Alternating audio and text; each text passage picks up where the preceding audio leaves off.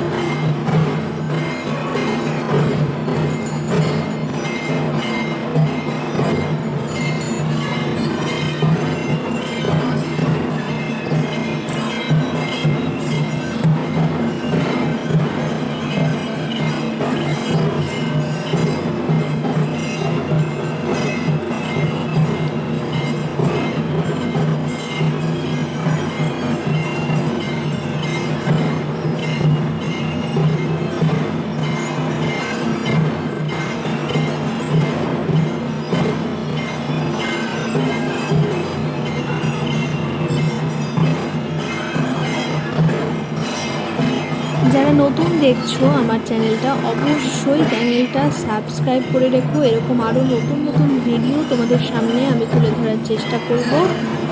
জানি যে মা আমাদের প্রতিটা মুহূর্তে আমাদের আশীর্বাদ করছেন এবং আমাদের পাশে রয়েছেন, সমস্ত বিপদে আপদে আমাদেরকে রক্ষা করে যাচ্ছেন আমাদের বন্যা মা।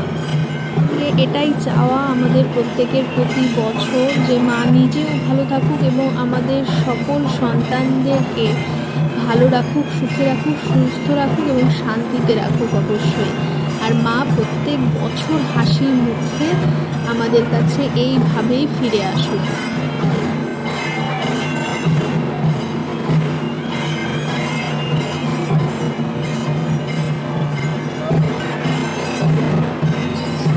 ইচ্ছা ছাড়া হয়তো কিছুই সম্ভব না।